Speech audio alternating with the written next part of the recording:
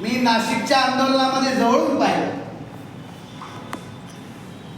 आपणाला नाश्ता करायचा, आपल्या जेवणाची व्यवस्था या सगळ्या राणीताई करत होत्या. त्यामध्ये आपण सगळे होतो.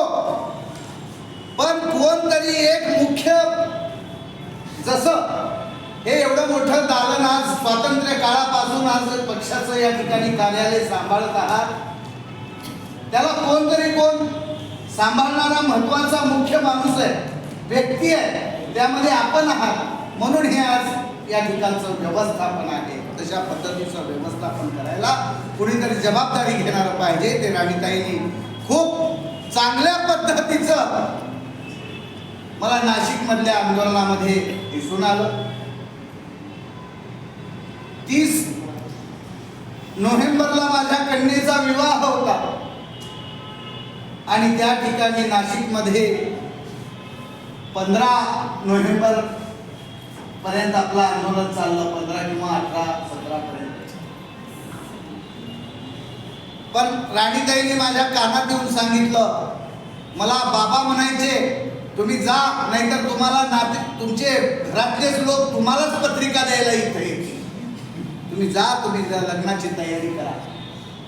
मला लग्नाची तयारी करायला जावं वाटायचं आणि राणीताईचे ते शब्द आठवायचे. पवन भटजींनी पण सांगितलं की तुम्ही आता इथून आत्ताच ते आंदोलन होईपर्यंत तुम्ही हे मैदान सोडू नका. आणि मलाही निघत नव्हतं, कारण रणांगणामध्ये लढत असताना धारातीर्थी पडलेल्या त्या बाजीप्रभूला, त्या तानाजी मालुसरेला माझ्या डोळ्यासमोर मी उभा, ते चित्र माझ्या डोळ्यासमोर उभं राहतं. कारण आपल्या महाराष्ट्राची परंपरा, डॉक्टर बाबासाहेब आंबेडकरांची मुलं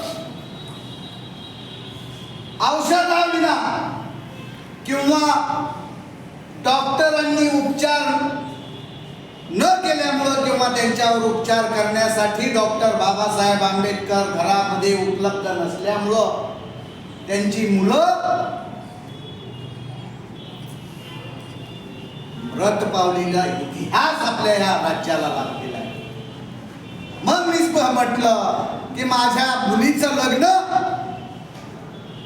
ऑनलाईन आपण लावू, पण खऱ्या अर्थानं ज्यांचे लग्न नोकरी नसल्यामुळे छोकरी मिळत नाही, अशा परिस्थितीमध्ये 35 ओलांडत असलेल्या त्या युवकांचं लग्न होतं आणि त्यांना खऱ्या